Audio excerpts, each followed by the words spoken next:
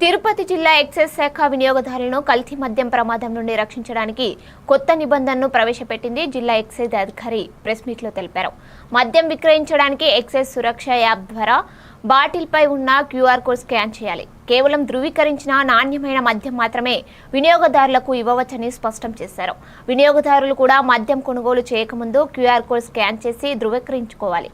నకిలీ మద్యం గుర్తించిన షాపులను సీజ్ చేస్తామని అధికారులు హెచ్చరించారు.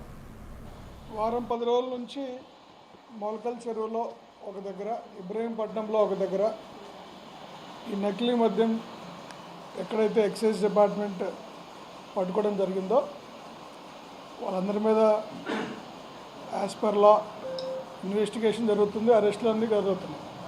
సో ఒకవైపు ఇది నడుస్తూ ఉండగా రాష్ట్రంలో ఉన్న ప్రజల్ని అందరినీ కన్ఫ్యూజన్ క్రియేట్ చేసి ఈ రాష్ట్రం అంతా ఏది నకిలీ మద్యమో తెలియదు, ఏది మంచి మద్యమో తెలియదు అని ఒక భయం ప్రాంతాలకు గురి చేసే విధంగా కొంతమంది దీన్నే ఆసరాగా తీసుకొని రోజు ప్రజల్ని కన్ఫ్యూజ్ చేస్తూ భయభ్రాంతికి చూస్తూ జరిగింది.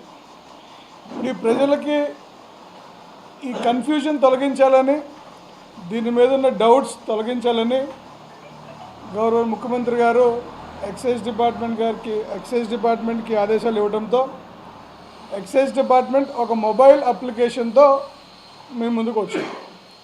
ఆ మొబైల్ అప్లికేషన్ పేరు ఏపీ ఎక్సైజ్ సురక్ష యాప్. ఇది మీకు ప్లే స్టోర్లో డౌన్లోడ్ చేసుకోవడానికి అవైలబిలిటీగా ఉంటుంది. ఈ యాప్ తీసుకురావడానికి ముఖ్య ఉద్దేశం ఇందాక చెప్పినట్టు ఒక మద్యం బాటిల్ కొనుక్కున్న ప్రతి కస్టమర్ కానీ, ఇంకెవరైనా మీడియా మిత్రులు కానీ, లేదా ఇంకెవరైనా కానీ ఆ బాటిల్ మీద ఉన్న హీల్ కోడ్ని ఈ మొబైల్ అప్లికేషన్తో స్కాన్ చేస్తే అది నకిలీ మద్యమా లేదంటే చట్టబద్ధమైన గవర్నమెంట్ ద్వారా డిపోల ద్వారా సరఫరా చేస్తున్న మద్యం అనేది ప్రతి మనిషి ఎవరైనా కానీ తెలుసుకునే దానికి ఒక అవకాశం ఇవ్వడానికి ఈ మొబైల్ అప్లికేషన్ని ఎక్సైజ్ డిపార్ట్మెంట్ తీసుకురావడం జరిగింది. సో ఈ యాప్ మీ అందరికీ చెప్పినట్టు గత వారం 10 రోజుల నుంచి